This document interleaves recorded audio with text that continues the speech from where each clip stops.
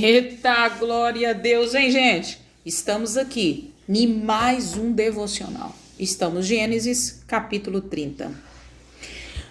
Pegue aí a sua Bíblia fechada, pegue sua caneta, seu marca-texto, onde que você vai fazer as suas anotações e retira. Você retirou? Está aí no local da retirada? Então vamos aí, que é no seu secreto. Coloque a mão no seu coração. O Deus de paz, o Deus de graça, o Deus de revestimento esteja contigo, abrindo o teu entendimento, a tua sabedoria e o teu discernimento, que é de direito seu do dia, e que você possa receber muito mais da parte de Deus. E que o Espírito Santo venha te convencer de tudo aquilo que você precisa saber de dentro aí da palavra. Tanto a explicação que vai fazer junção aquilo que você já sabe da parte de Deus, quanto da leitura que você vai fazer da Bíblia, que Deus vai abrir o seu entendimento, em nome de Jesus. Amém. Abra a Bíblia, você vai ler todo ali o capítulo 30 todinho, e nem você lê o capítulo 30 todo, você não precisa ler de uma vez, pode ler de acordo os versículos, de acordo com a sua disponibilidade, mas todas as vezes que você for ler, você retorna aqui na explicação para você esclarecer a sua mente e também mais pesquisa que você vai fazer. É tudo conciliado, né? A gente está agregando para vocês aí, para ter aquele interesse de falar e também de estudar a palavra de Deus, porque devocional não é motivacional. A palavra já nos motiva, é natural, mas estou falando não é aquele motivacional de eu enfatizar a palavra em outro campo que não seja dentro aqui do contexto que Deus nos direcionou. E devocional é aquele acompanhamento da palavra de Deus. Você pode retirar aqui, mas não fugir do contexto que Deus tem nos direcionado, em nome de Jesus. Pode ter motivacional? Pode, sem problema nenhum. Só não podemos confundir devocional com motivacional. Pega a sua Bíblia, abra aí no capítulo 30 de Gênesis. Aqui nós vemos no capítulo 30 que Raquel, ela não dava filho para Jacó. E aí, no instante, ela chegou a Jacó e falou com ele assim: me dê filhos. Nervosa. Falou com ele: eu preciso ter filhos. E Jacó, como ele não era aquele, Deus depois ele transformou ele, mas na hora ele não era aquele ousado, né? Porque senão imediatamente ele teria ido orar para a mulher dele ter filhos, né? É assim que o pai dele fez com a mãe dele, Rebeca. Ela não podia ter filho, Isaac foi. A palavra de Deus fala que Isaac fez orações constantes e por vários tempos para que a mulher tivesse os filhos, e teve Jacó e Esaú. Ele não seguiu o exemplo do pai e ele só virou para ela, nervoso menino, virou para ela e falou assim: estou eu no lugar de Deus agora? Olha, então você vê por essa frase de Jacó, você vê que a espiritualidade nele, nesse contexto do capítulo 30, não era tão grande no contexto espiritual de Deus. E passando isso, você pode reparar na palavra que caiu a mesma coisa que Sara fez com Abraão. Ela falou assim, Raquel falou assim Raquel falou assim com o esposo dela, Jacó: olha, eu não estou tendo filho, então você entra na minha serva Bila para ela dar filhos para mim e eu me alegrar. Aí Jacó foi lá, entrou na serva Bila. Aí, como tinha aquela confusão, por isso que eu falo, gente, a palavra de Deus, ela nos ensina para ter exemplos, né? A gente não está na terra para a gente entrar em disputas, né?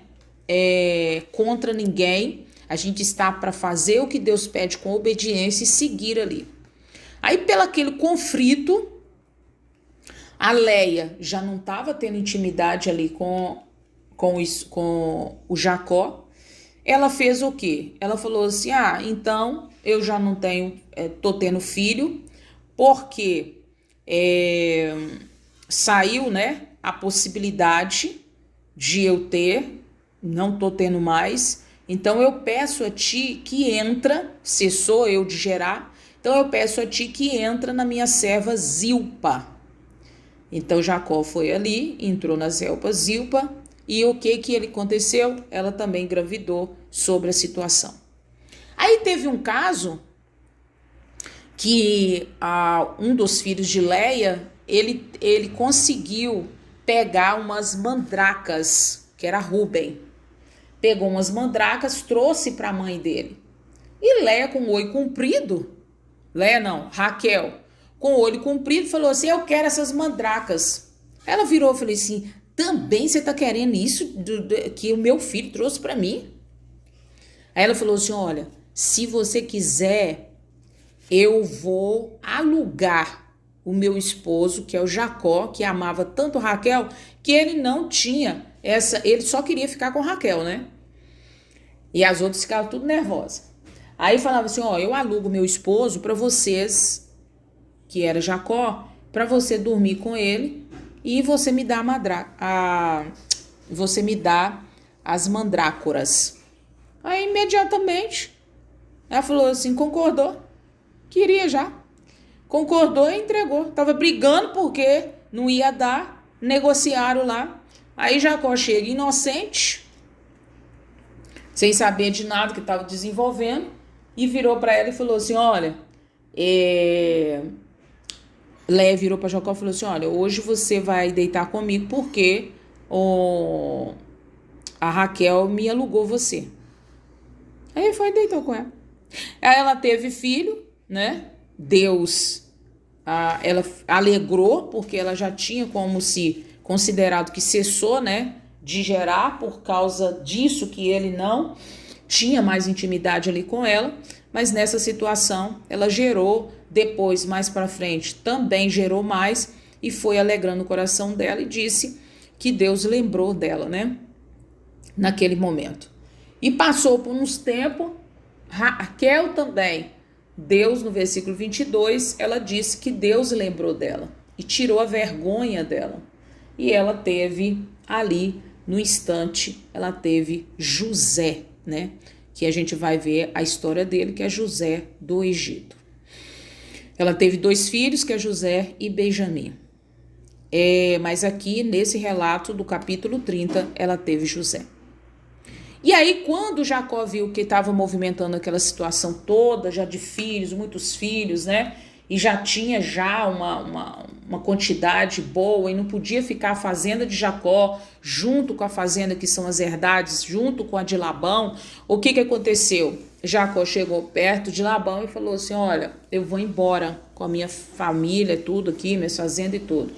Ele falou assim, não vai embora não. Porque quando você está aqui, eu sei que quando você fica aqui, eu presencio que o Senhor me abençoa através de você. Não falei que é tudo? Me abençoa através de você.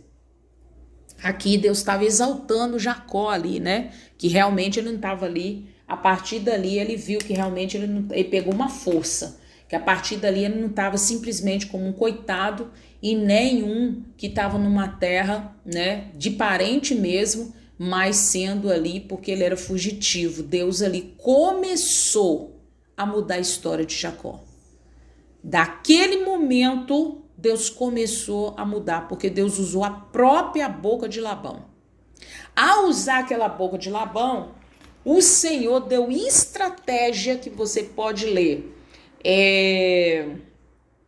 Que você pode ler aqui no decorrer aqui, que vai ser melhor você ler para você entender como que Deus, além de Deus, você pode ler aqui, a partir do versículo 27 do capítulo 30 até no finalzinho, até o 43. Você pode ler ali que realmente o Senhor, ele é o Deus, que muita gente não acredita nisso, né?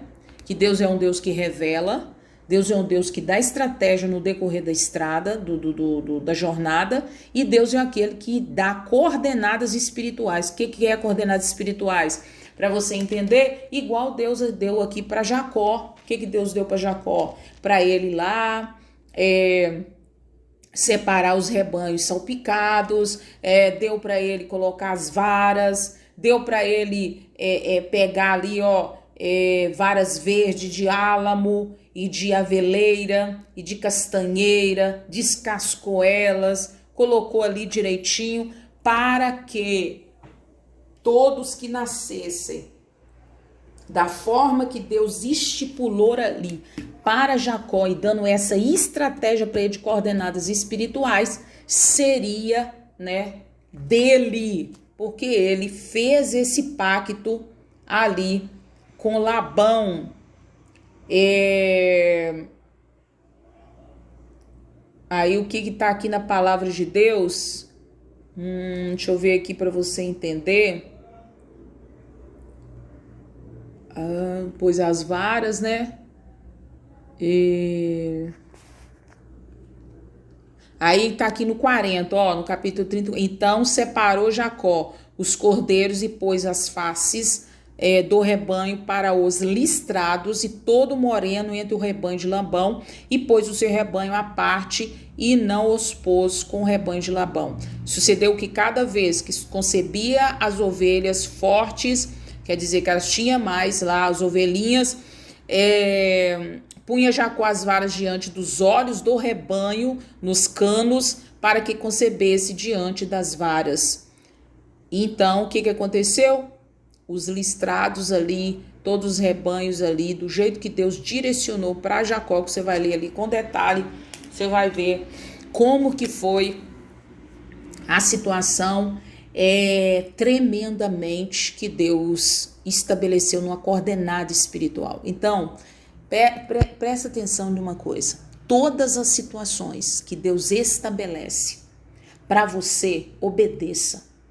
E quando Deus responder a situação, você continua orando para que Deus possa dar estratégia mediante aquela situação.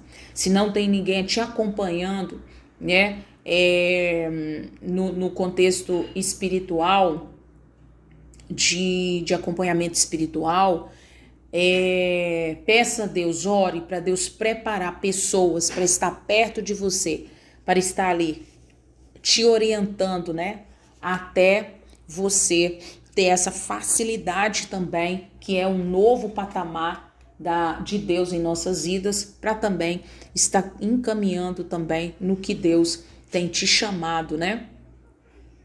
Porque o que Deus te chama, Deus ele capacita ali ou coloca pessoas junto de você que vai agregar com você. Então fique em paz, que a graça de Deus, o revestimento, a essência de Deus esteja acompanhando você e que nunca falte o óleo sobre a sua cabeça e nem a disponibilidade de servir esse Deus tremendo e poderoso que é o nosso Deus, Jesus e o Espírito Santo de Deus. Um forte abraço.